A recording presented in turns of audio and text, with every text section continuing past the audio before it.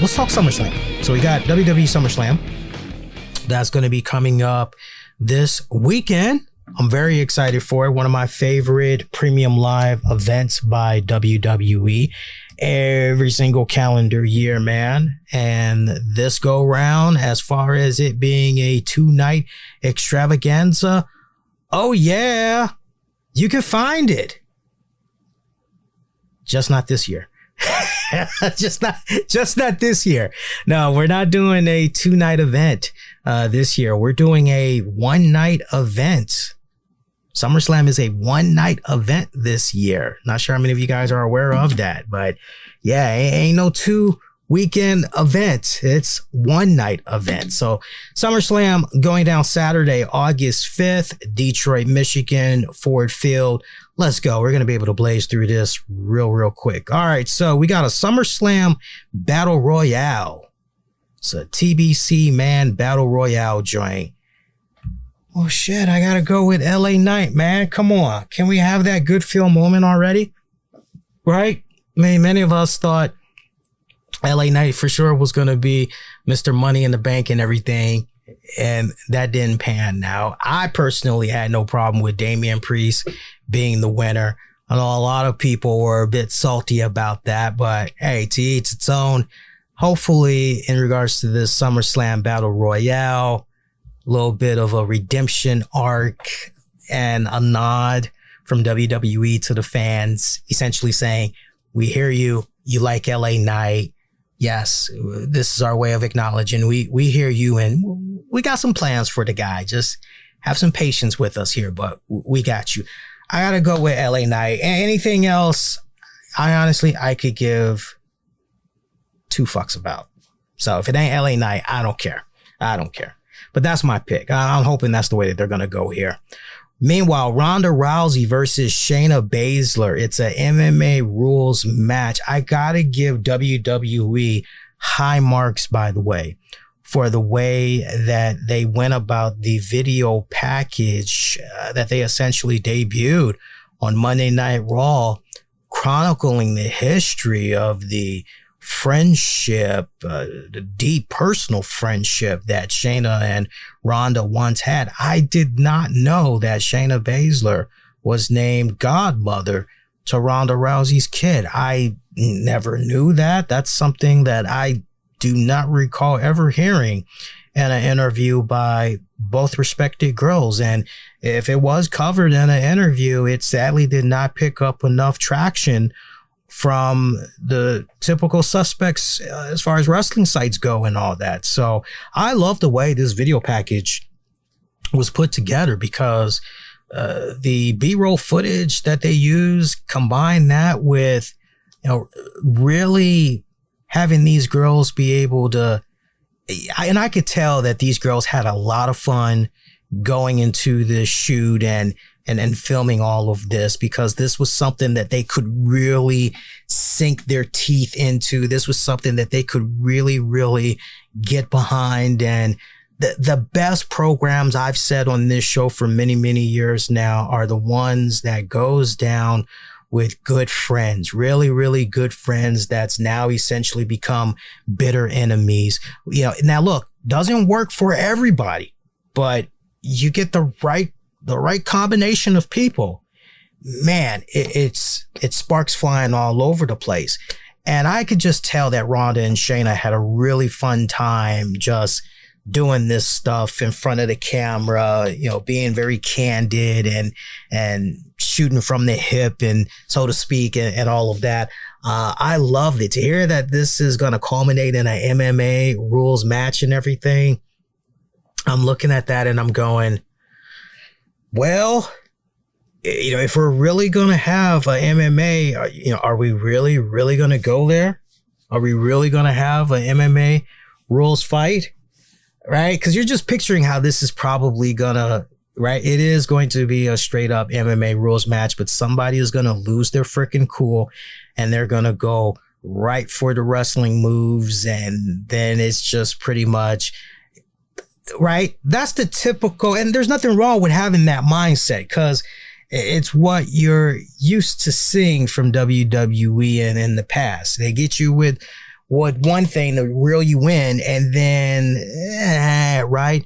But I think this is going to be a sleeper hit match of the night. I think this is going to be one of two sleeper hit matches of the night.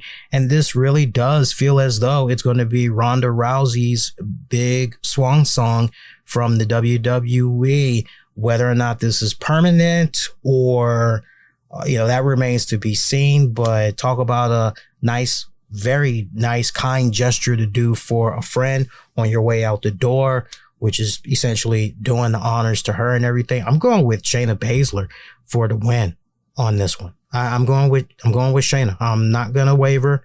I'm not going to change my mind.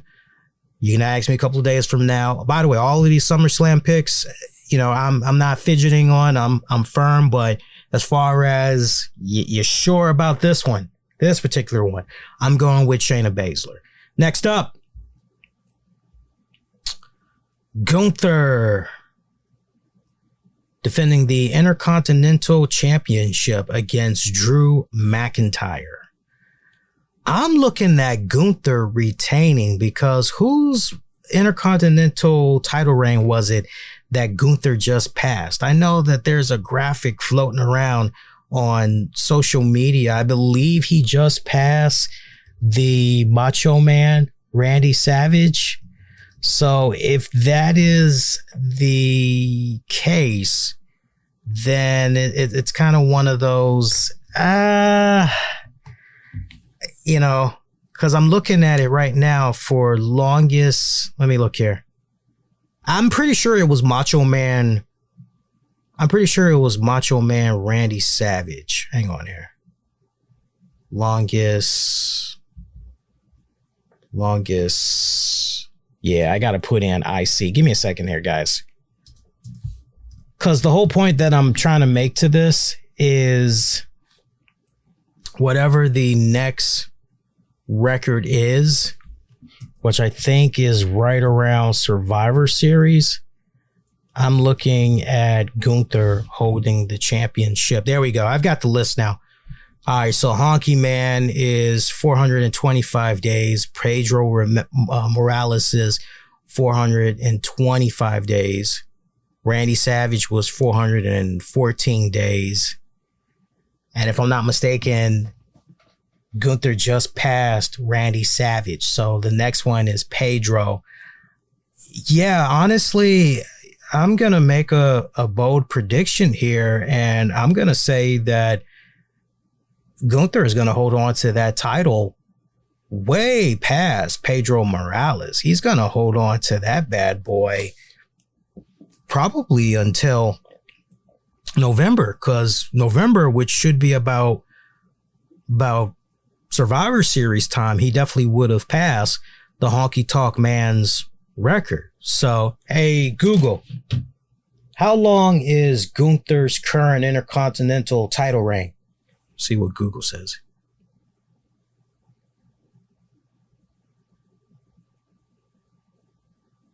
Google's not saying anything. Hang on. They say the ring general has held the title for the last 356 days. Oh, she's not updated. She's not updated. She's saying 300 and something. Now, Gunther's got... Gunther is less than 100 days away from beating the Honky Tonk Man's record of longest Intercontinental Championship reign. Google is still talking to me. How long has Gunther had the Intercontinental Championship? Want to hear the answer? Yes. Maybe this is my update. Hang on. I just said yes to Google and Gunther.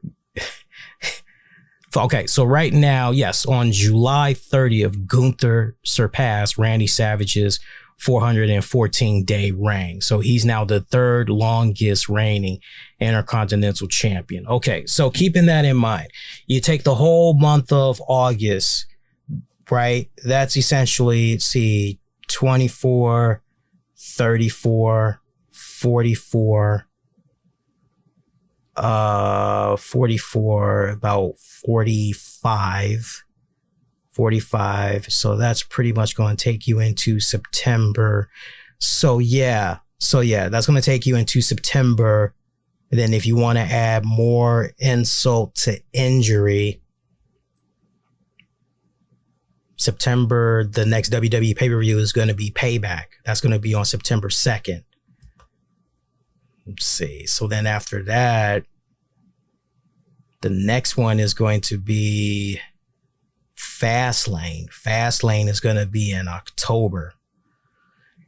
I don't see Gunther losing the championship at Fastlane, which is going to be in October. I think if anything is going to happen, it's going to go down at Survivor Series, which will happen a couple of weeks after Fastlane, November 25th, in Rosemount, Illinois at the Allstate Arena. And that Chicago crowd, yeah, that's going to be the big moment right there. So what will be interesting to see is if Drew McIntyre and Gunther are going to continue to just go off and on, feuding with each other all the way up to Survivor Series. But yeah, as far as SummerSlam goes this weekend, Gunther for the retain. I mean, you got him so close to crushing all those other records.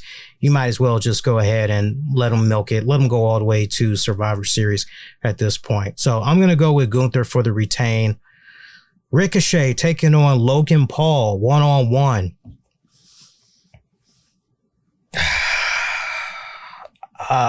This is the second match that I'm looking at that's going to be the sleeper hit of the night. I think this one is going to surprise a lot of people here. A lot of people.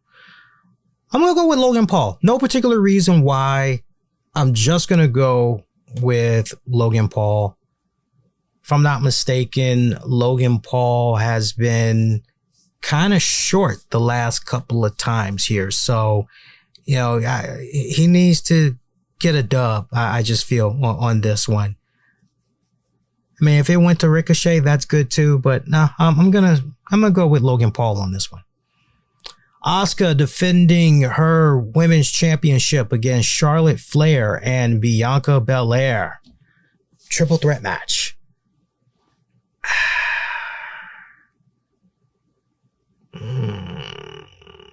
I'm picturing Asuka for the retain, actually.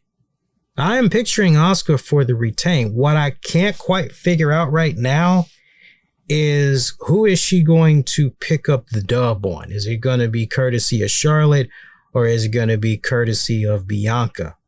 Another thing to factor in, how much of a factor is Io Sky going to play, and is Bayley maybe going to mess things up? I personally would love it if you had a scenario go down where Bayley tries to encourage Io Sky to come on out, cash in the Money in the Bank briefcase, and essentially fails against Asuka, taking it essentially out on Bayley. Damage Control really imploding at that point. I would like it if it would go down in that type of fashion, but whether you involve Io Sky, Bayley or not, I'm definitely picturing Asuka with the retain. Now, look, this go round, Bianca Belair, she's had those past dealings with Asuka. So you're just thinking about the booking of this match. This go round, Bianca is going to be more prepared for any shenanigans that could come the way of Asuka and everything. But will Bianca Belair be willing to play downright dirty by any means to get back the championship? We know Charlotte Flair definitely will dig down deep and pull some dirty tactics. We know she'll go there, but Bianca, we've seen the mean streak from Bianca. Don't get me wrong. We've seen the mean streak from her, but we haven't really seen her, bump this. I don't care anymore, right? But the seeds have been planted where you could eventually see Bianca getting that mean streak and going back to the NXT Bianca Belair that we've come to know and love. But I'm looking at Asuka for the retain here. Seth frickin' Rollins taking on Finn Balor, World Heavyweight Championship. This match very interesting because you're hearing the rumblings that there's something internally going on with Seth Rollins where he may need some type of surgery. He may need to step away for a little bit.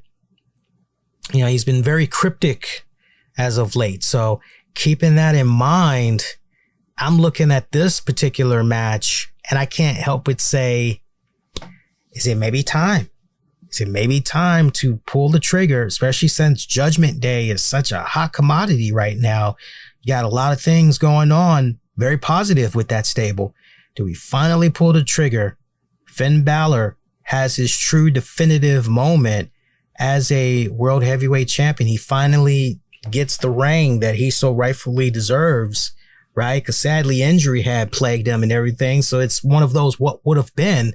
Do we finally see Finn Balor in that position? Or as part of it, does Damian Priest somehow get involved? See, there's a couple of different scenarios this could play out when you're really thinking about it. Rollins could barely escape with the victory, but then Damian Priest comes out, cashes it in, boom. And then what does that mean for Finn Balor? Finn Balor has already felt a particular way towards Damian Priest. We've seen Finn Balor and I can't think of the other guy, McDonough. Looks like Alvin the Chipmunk. I'm sorry to describe him like that, but does he maybe do something with his former pupil at his wrestling school? You know, does he maybe do something with him, right? That'd be kind of interesting right there. Because they've circled around each other on television in the past several weeks. So does Finn Balor maybe break away from, feeling hurt, feeling betrayed, all that other, right? Does that maybe happen? He ditches Judgment Day. There's a lot that can happen here. But when it's all said and done, I'm going to say Seth Rollins loses the World Heavyweight Championship. As far as who's walking out as the new champion,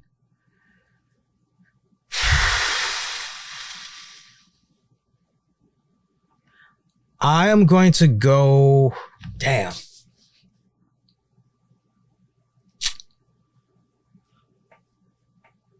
I am going to say Finn Balor wins. I'm going to say Finn Balor wins the World Heavyweight Championship, only for Damian Priest to cash in successfully on Finn Balor and walk out as the new champ.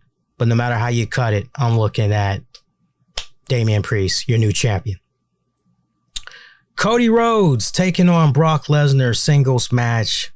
No brainer. Cody Rhodes. Cody freaking Rhodes. No brainer right here. That's an easy one right there. Come on, it's tied 1-1, especially after you see the documentary. You see exactly how the respective powers in WWE, how they're trying to operate here with Cody. Yeah, this is all about the Cody show right now. You're going to give him Brock Lesnar, let him ride that momentum. See, here's the real question. The real question isn't who's going to win this. The real question is what will be next for Cody Rhodes after this? Is it possible that after this you have him feud with a returning Bray Wyatt? That is, if Bray Wyatt is okay and he's pretty much ready to go, are you going to go in a Bray Wyatt direction? Or, just kind of thinking about the current landscape of things, where exactly are you going to fit Gunther, as far as what you're going to try to do next with him and everything. Did I say Gunther? I apologize. Bray Wyatt, that seems like an interesting option. If I did say Gunther, I was thinking Gunther, but Gunther's going to be locked up with McIntyre for the next couple of months. So just kind of looking at that current landscape of things in WWE, I'm just trying to picture who Cody could go up against next. And remember, this is going to be a Raw type of deal, right? Because Cody can't jump between brands and everything. Yeah, I've got to look at the WWE RAW roster on that note. I've got to look at this. So give me a second here. Let's look at this because I feel like there is a name that I have not thought about in a good minute besides Bray Wyatt, where you're going, you know what? That would actually be pretty good. Let's see these people lock up and everything.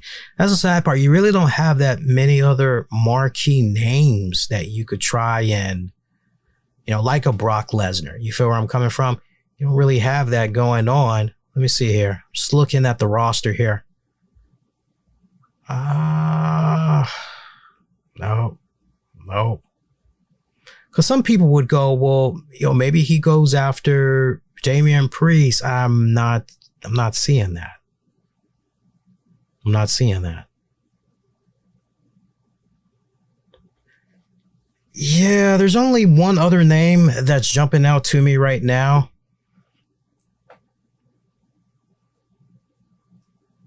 Let me just look at the rest of this.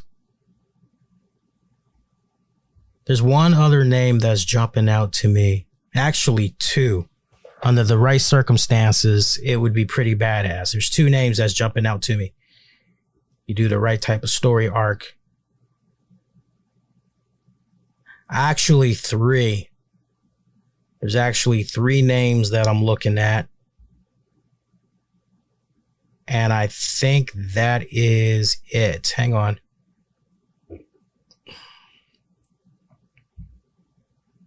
Ooh, four. Yeah, that would be badass. Okay, so let me give you guys the names that I'm eyeballing here as far as what could be next for Cody. And I'll give you guys my personal pick afterwards. Ah, damn, I need people you got on this goddamn roster. Huh, yeah, that'd be funny. That'd be funny. Cody Rhodes taking on Michael Cole. Yeah, that would be real funny. They still got Pat McAfee on the site. That's cool. Okay. Yeah, I've seen all I've needed to see here as far as the names. So Omos is definitely one. Omos has not been on TV in a good minute. I would like to see, I personally, my pick, definitely Omos and Cody.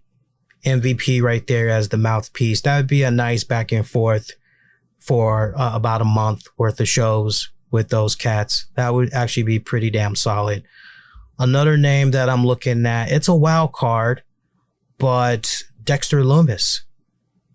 Like under the right, you could definitely do something pretty cool and memorable with Dexter Lumis and Cody Rhodes, especially if you had Dexter stalking his family. Oh my God, doing some stuff there with Brandy and, kind of messing around with the kid, kind of pull shades out of what was going on when Dexter Lumis was stalking the Miz there for a little bit, right?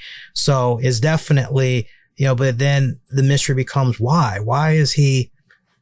Another one you could go with, it's a long shot. He is a Hall of Famer. He's an alumni, so he can pretty much bounce around on each show, if I'm not mistaken. Edge.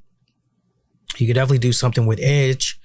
And then one other name I was looking at. Oh, man, I can't believe I forgot the guy's name already. Hang on. Oh, Bronson Reed. So Bray Wyatt, Bronson Reed, Omos, Dexter Lumis. I don't think there's anybody else. Oh, and Edge. Those are the names. Those are the names that I'm looking at. My personal favorite would definitely be Omos. Second place, Bray Wyatt, if he's ready to go. Third place, Dexter Lumis. Those would be the main ones. I think one of those guys is definitely going to be what's next for Cody. But this should be a fun match. I'm actually looking forward to that one. Main event match.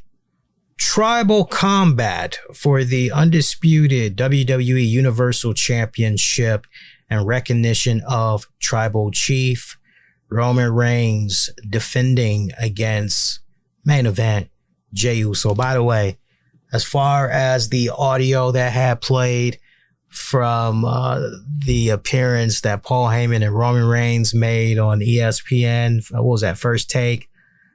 I fucking popped. Hearing Paul Heyman and that line about Bobby Heenan, you know, he's dead. But hey, and just seeing fucking Roman Reigns,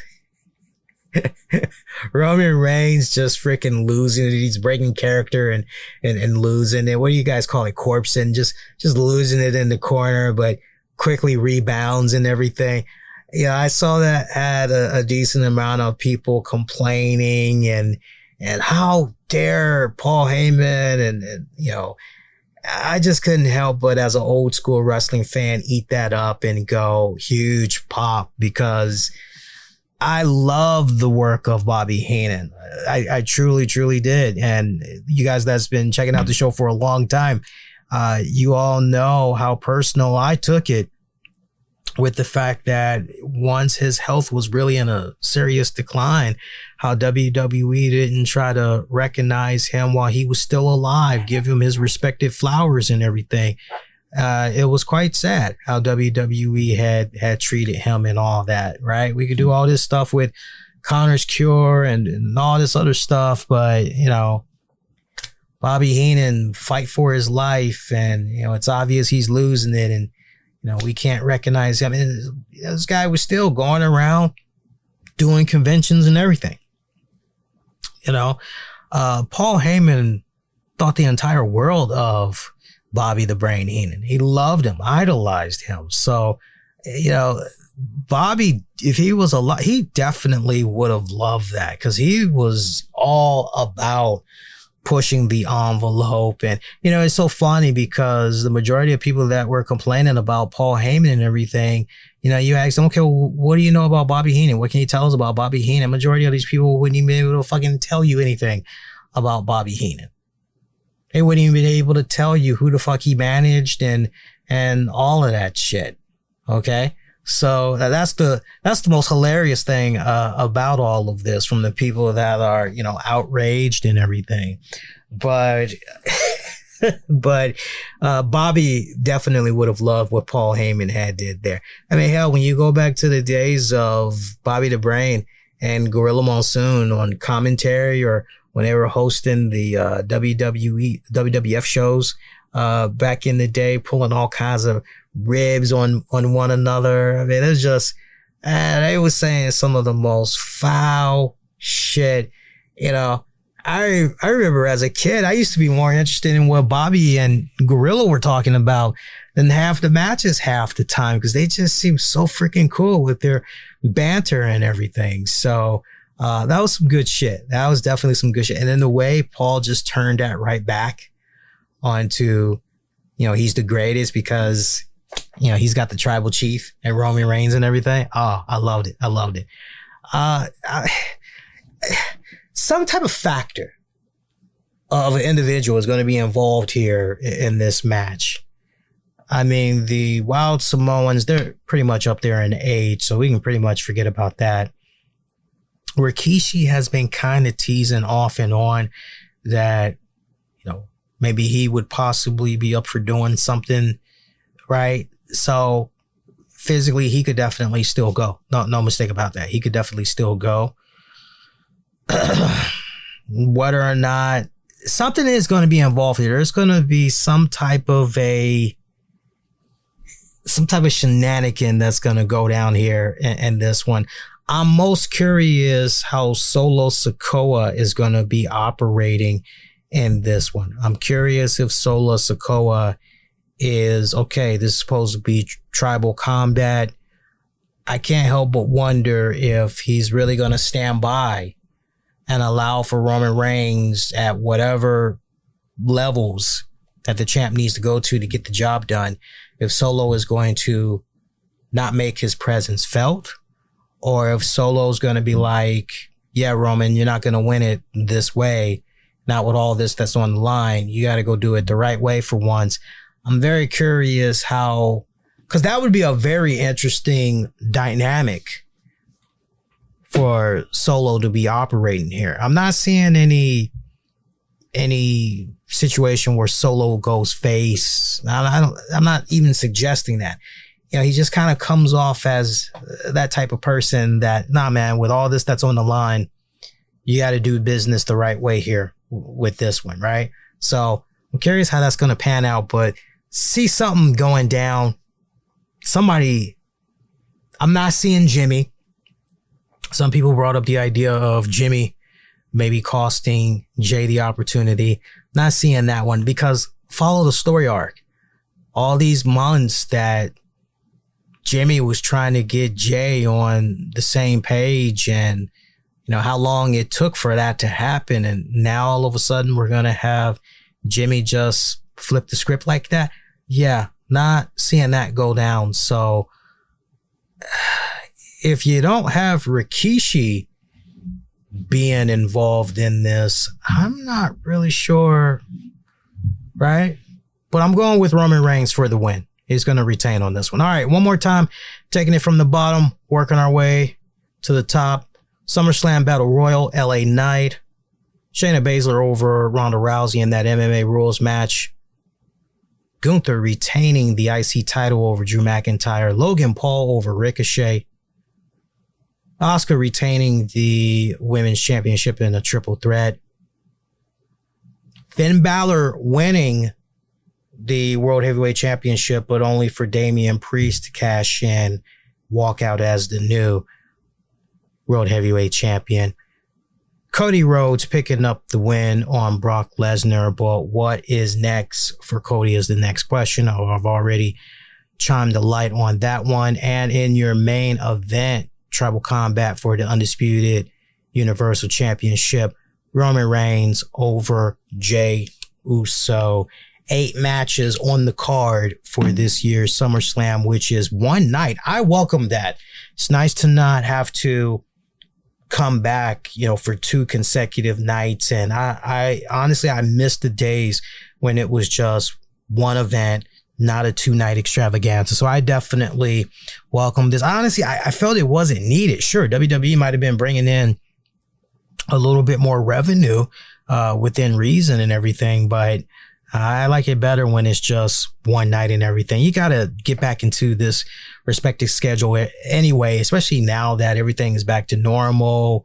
The pandemic has officially been declared over, although, you know, most people, including myself, dealing with a large public setting, still pushing the mask and everything. And there's nothing wrong with that, right? Especially if you got a weak immune system anyway, got to do what you got to do and everything. But now that things are getting back to normal and summer is almost over, right? It's nice that we're seeing this be a case of not just going to do a one-night event, premium live event. So I just can't believe it. We certainly appreciate the support.